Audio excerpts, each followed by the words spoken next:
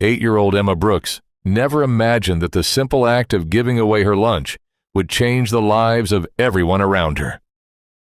It all began on a warm Tuesday afternoon in Pasadena, California. As students poured out of Lincoln Elementary School, Emma noticed the same homeless man she had seen sitting near the bus stop for several weeks. He always stayed quietly on the same bench beneath a large jacaranda tree, never asking anyone for money. Most people walked past him, without even making eye contact.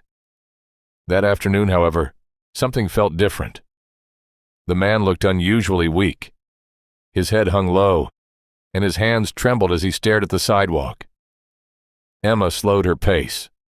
Her father, Ryan Brooks, was running late from work that day, so Emma was walking home with several classmates, as she usually did. She reached into her backpack and pulled out the turkey sandwich her mother had packed that morning. She hadn't eaten lunch because she'd been too excited about preparing for the school's upcoming science fair. Without thinking twice, Emma walked toward the man. "Excuse me, sir," she said softly. The man looked up, surprised that anyone had spoken to him. "I think you're hungry." She held out the sandwich with both hands. For a second, the stranger simply stared at her. Then, a gentle smile spread across his tired face. "You don't have to do that," he said quietly. Emma smiled back. "My mom says everybody deserves kindness." The man's eyes watered. "Thank you. More than you know." Emma waved goodbye before hurrying to catch up with her friends. She never mentioned the encounter to anyone. To her, it was simply the right thing to do. The next afternoon, everything changed. Ryan had just arrived home from work when someone knocked firmly on the front door. He opened it expecting a package delivery. Instead, 2 uniformed officers from the Pasadena Police Department stood on his porch. "Good afternoon, sir," one officer said politely. "Are you Ryan Brooks?" Ryan nodded. "Yes. Is something wrong?" The older officer exchanged a quick glance with his partner. "We're hoping to speak with your daughter, Emma." Ryan's expression immediately tightened. "My daughter?" "Yes, sir." "Why?" "I'm sorry, but we can't discuss the details just yet." Ryan's stomach sank. "There has to be some mistake," he replied. "Emma is only 8 years old." The officers remained calm. "We understand your concern, but it's important that we ask her a few questions." Ryan hesitated. Every protective instinct inside him told him not to let strangers question his daughter. Still, they were police officers. After taking a deep breath, he stepped aside. "Come in." The officers thanked him before entering the house. Ryan called upstairs. "Emma, sweetheart, could you come downstairs for a minute?" A few seconds later, small footsteps echoed across the hallway. Emma appeared at the top of the stairs wearing her school backpack and carrying a math workbook. She stopped the moment she saw the officers. "Daddy?" "It's okay," Ryan said gently. "They just want to ask you a few questions." Emma slowly walked downstairs and stood beside her father, wrapping one hand around his arm. The younger officer smiled warmly before kneeling to Emma's eye level. "Hi, Emma. My name is Officer Hernandez. Thank you for talking with us." Emma nodded nervously. Officer Hernandez asked simple questions at first. "What route do you usually take home from school? Do you walk alone?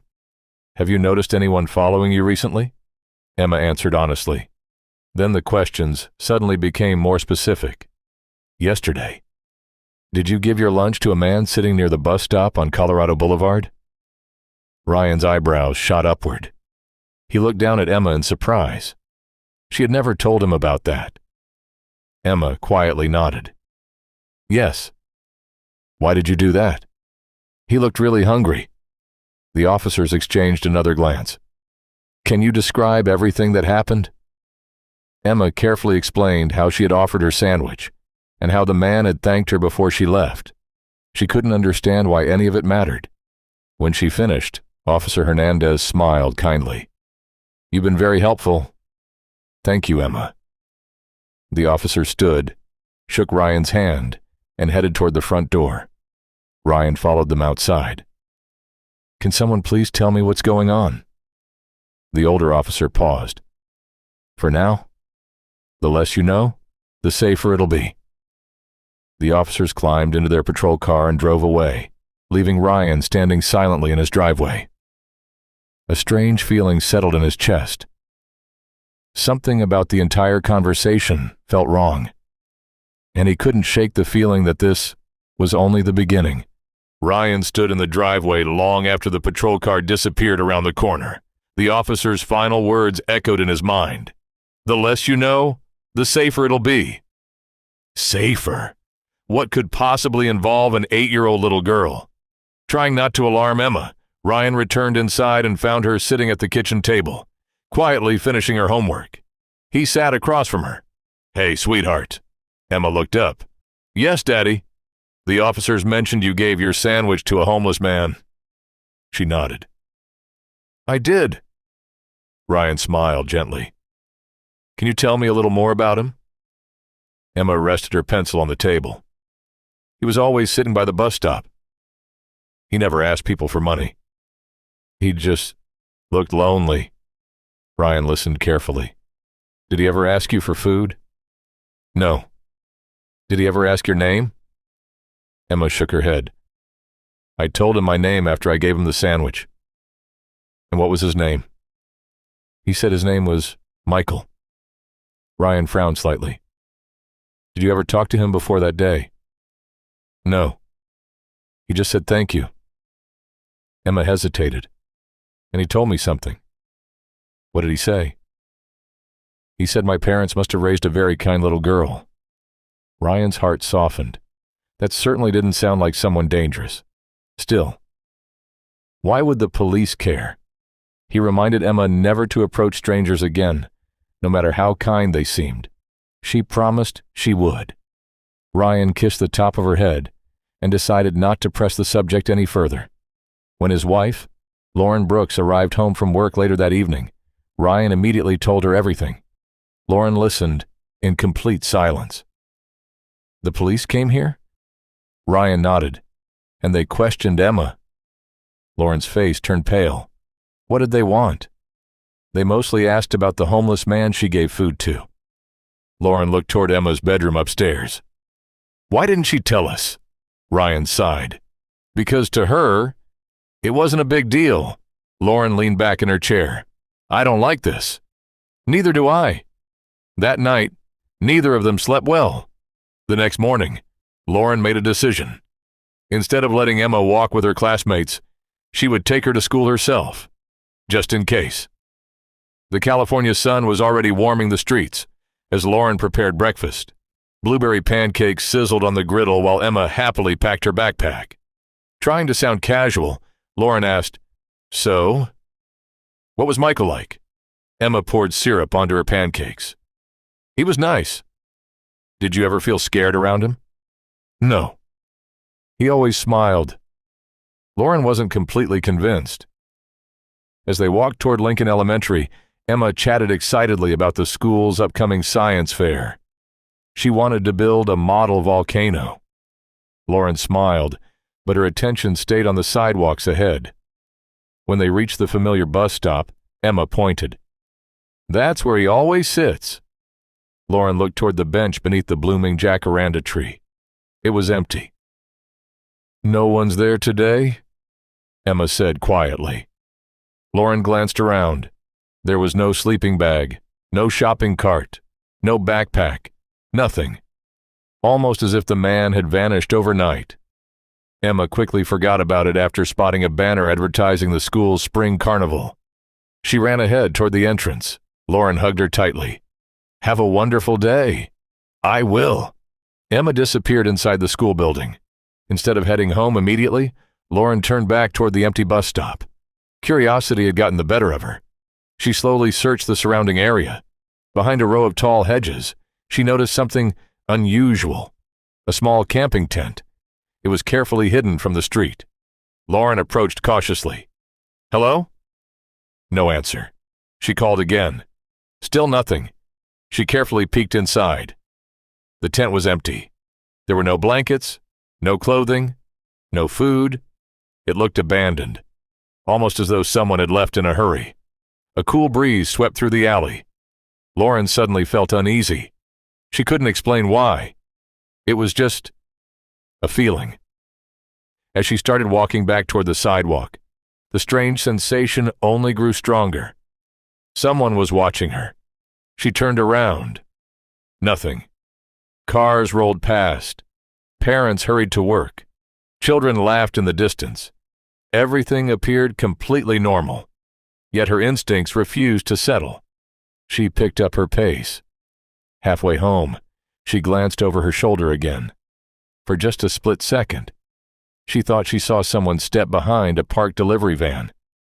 When she looked again, nothing. Lauren forced herself to keep walking. "You're imagining things," she whispered. Still, her heartbeat continued to race. She reached home and immediately locked the front door. Only then did she finally relax. After making herself a cup of coffee, she opened her laptop and logged into work. Within an hour, she was buried in emails, spreadsheets, and video meetings. Little by little, the unsettling morning faded from her thoughts. Until, bang! A loud knock rattled the front door.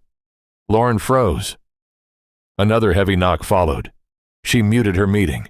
The house suddenly felt painfully quiet. Slowly, she walked toward the living room window and carefully pulled back the curtain just enough to peek outside. At first, she saw no one.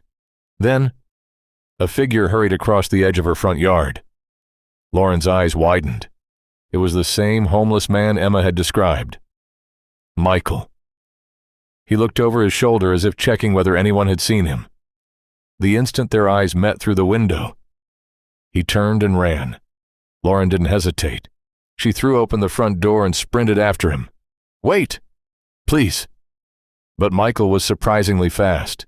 He darted across the street, disappeared between two apartment buildings, and was gone before Lauren reached the corner. She searched every direction. No sign of him. Breathing heavily, she finally gave up and slowly walked back home. One question kept repeating in her mind. Why had he been standing in their yard? And why had he run the moment she saw him? Lauren barely made it back inside before grabbing her phone. Her hands were still shaking as she called Ryan. He answered on the second ring. "Hey, everything okay?" "No," she said, trying to catch her breath. "I just saw him." Ryan immediately stood from his desk. "Saw who?" "The homeless man. Michael." There was a long silence. "He was in our front yard." Ryan's heart skipped a beat. "What?" "I looked out the window after someone knocked on the door. He was standing near the mailbox. The second he realized I saw him, he took off running." "Did he threaten you?" "No." "Did he say anything?" Lauren shook her head, even though Ryan couldn't see her. "He didn't even look angry. He just ran." Ryan rubbed his forehead. "This keeps getting stranger." They talked for several more minutes before agreeing on one thing. Emma would not be walking home alone anymore. Not until they understood what was happening. Ryan informed his manager that he needed to leave work early. For the rest of the afternoon, he struggled to focus. His thoughts kept returning to the police officers, to Michael, to Emma. When school finally let out, Ryan was already waiting outside the front entrance. Emma spotted him immediately and ran over with a bright smile. "Daddy!" She hugged him tightly. "What are you doing here?" "I thought I'd surprise you." Emma grinned. "I got an A on my spelling test." "That's amazing." As they walked toward the car, Emma happily talked about her classes, her friends, and her science project. Ryan listened, smiling whenever he could, but his eyes constantly scanned the sidewalks around the school.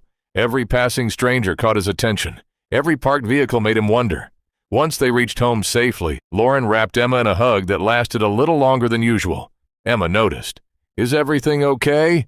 Lauren forced a smile. "Of course. We just love you." That evening, after Emma had gone upstairs to shower, Ryan and Lauren sat quietly at the kitchen table. Neither touched their dinner.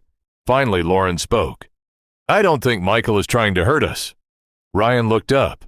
"What makes you say that?" "He could have stayed hidden. He could have walked away. But instead, he knocked." Ryan considered that. "Maybe. Or maybe he wanted us to notice him." Neither explanation made much sense. Just then, Emma came downstairs carrying a small notebook. I forgot something. She opened it to a page filled with colorful drawings. I made this yesterday. Ryan looked closer. It was a drawing of the homeless man sitting beneath the jacaranda tree. Next to him, Emma had drawn herself handing him the sandwich. Above the picture she had written in large, uneven letters, "Everyone deserves a second chance." Lauren's eyes filled with tears. Emma noticed their expressions. Did I do something wrong? Ryan quickly smiled. No, sweetheart. You did something very kind. Emma looked relieved. I hope Michael's okay. The innocence in her voice made Ryan's chest tighten. Later that night, after Emma had gone to bed, Ryan couldn't ignore the growing sense that something larger was unfolding. He picked up his phone and called the Pasadena Police Department. After several minutes, Officer Hernandez answered. Officer Hernandez speaking. This is Ryan Brooks. I need answers. There was a brief pause. I was expecting your call. Ryan frowned. You were? Yes. I understand you're worried. I have every reason to be. My daughter has been questioned. My wife was followed. A homeless man appeared outside my house. I deserve to know what's happening. Officer Hernandez sighed. There's another reason we wanted to find him. What reason? For several seconds, the officer said nothing. Then he spoke carefully. It's something we'd rather explain in person.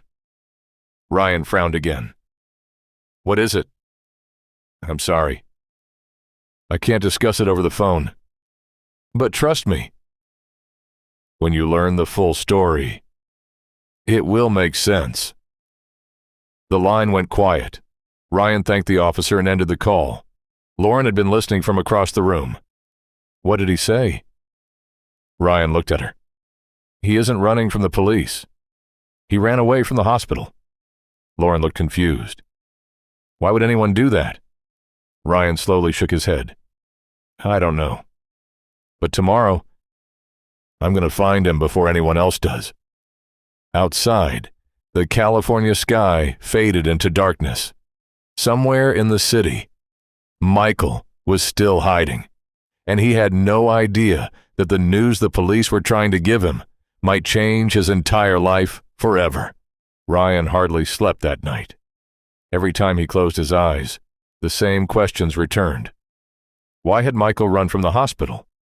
Why had he shown up outside their home?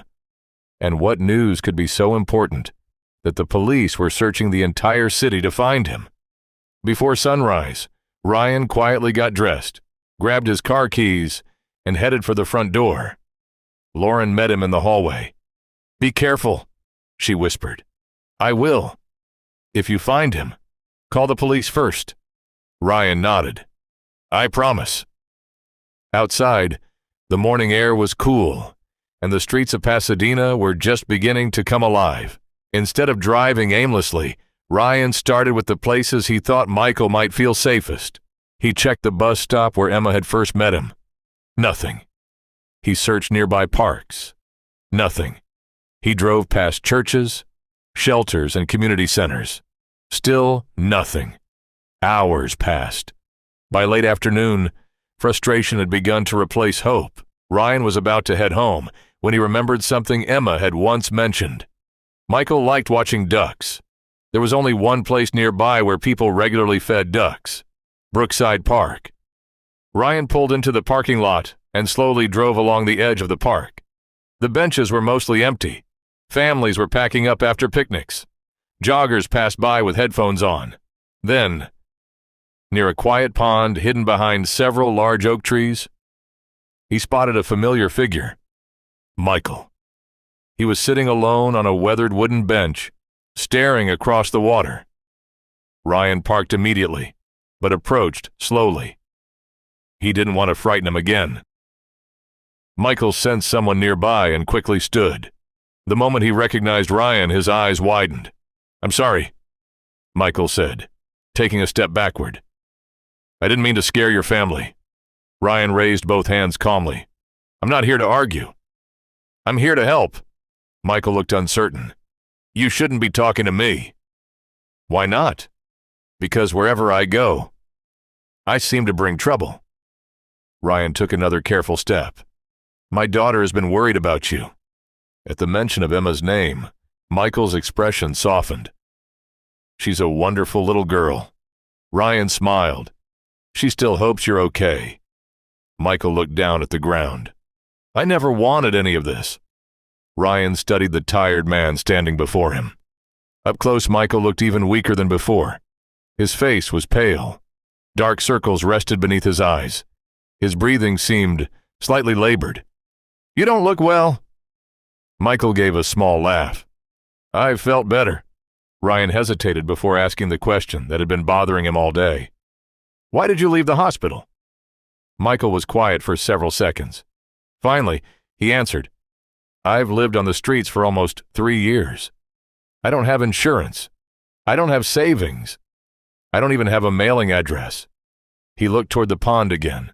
When I woke up in that hospital bed, all I could think about was the bill.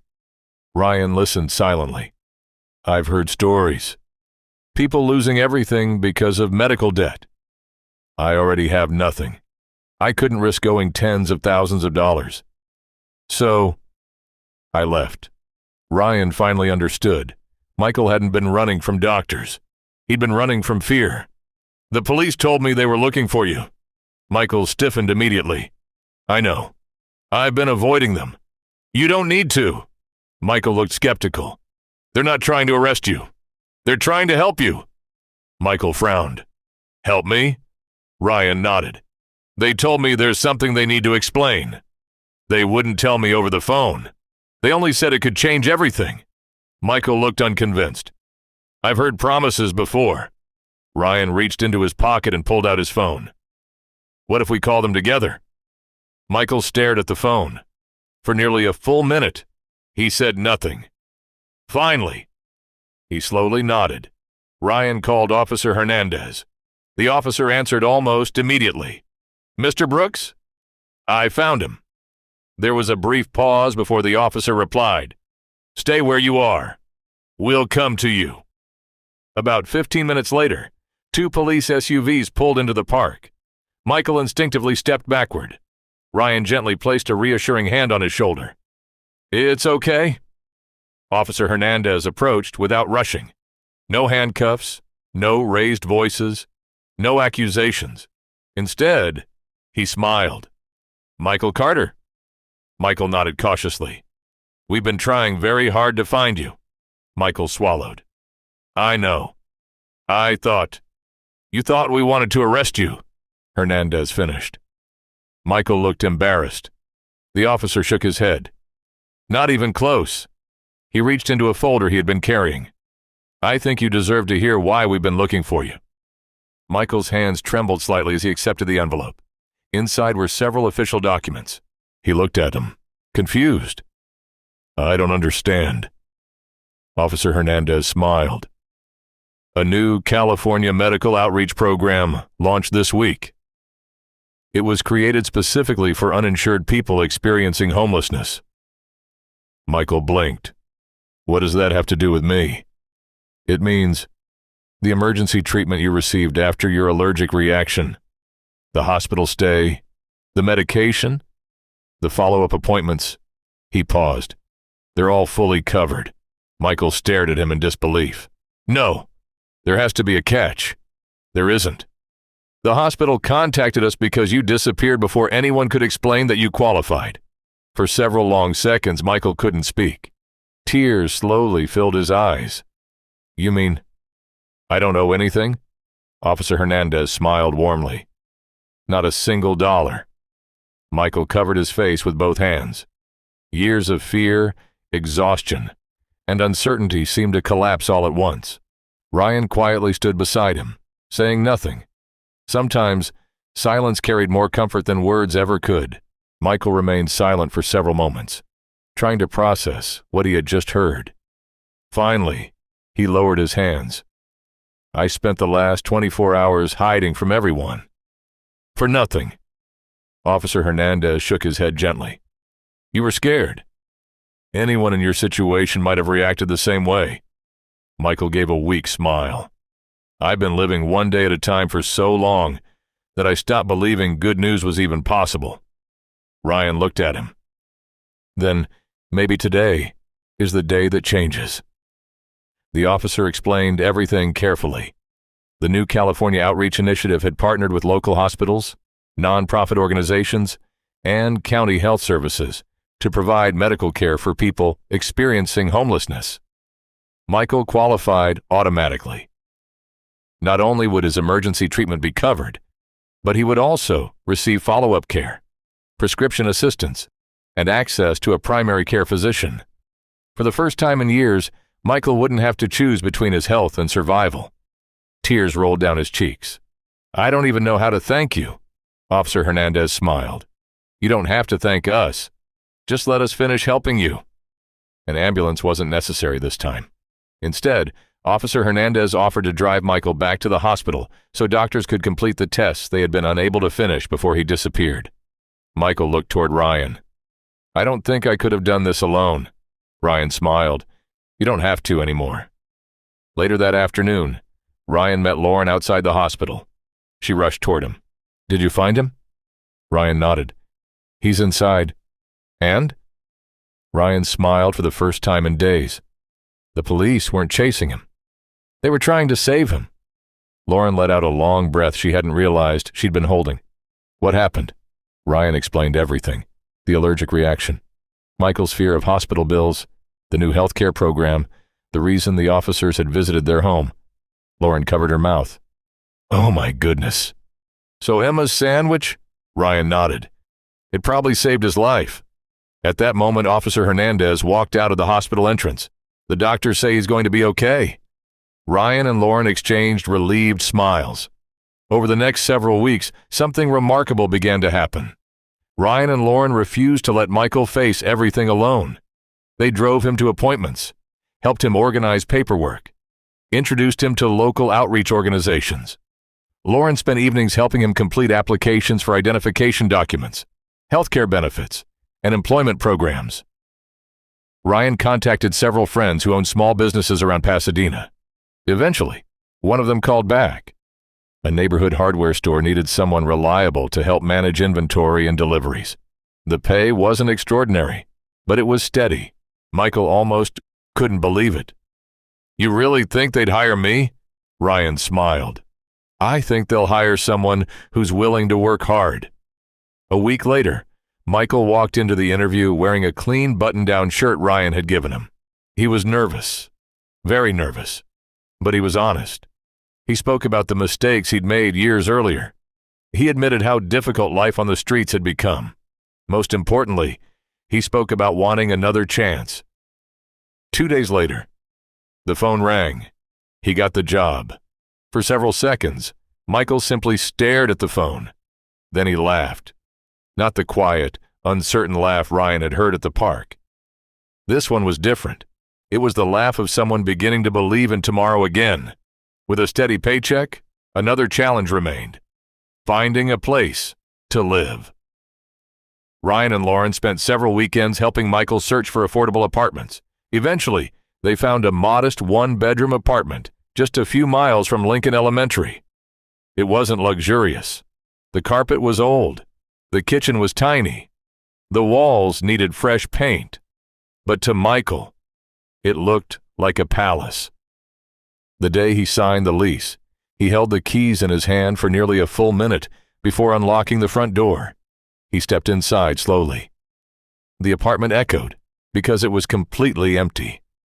Yet to Michael, it was the most beautiful sound in the world. Silence. Safety. Home. A month later, Emma finally saw Michael again. Ryan and Lauren had invited him over for dinner. When Emma opened the front door and recognized him, her face lit up. Michael, he smiled. Hi, Emma. She wrapped her small arms around him without hesitation. I'm so happy you're okay. Michael blinked back tears. I am, because of you. Emma looked confused. I only gave you my sandwich. Michael knelt beside her. Sometimes one small act of kindness becomes much bigger than we ever imagine. Emma smiled. I'm glad. From that day forward, Michael became a regular part of the Brooks family's life. He attended Emma's school science fair, cheered at her soccer games, helped Ryan fix things around the house on weekends. Lauren insisted he join them for Thanksgiving dinner, then Christmas, then birthdays. Before long, Emma had stopped calling him Mr. Michael. She simply called him Uncle Mike. Looking around the dinner table one evening, Michael realized something extraordinary. Months earlier, he had believed he was completely alone. Now, he had friends, a home, a job, a future. And it had all begun because one little girl chose compassion over indifference. Sometimes, the smallest act of kindness doesn't just change one day. It changes an entire life.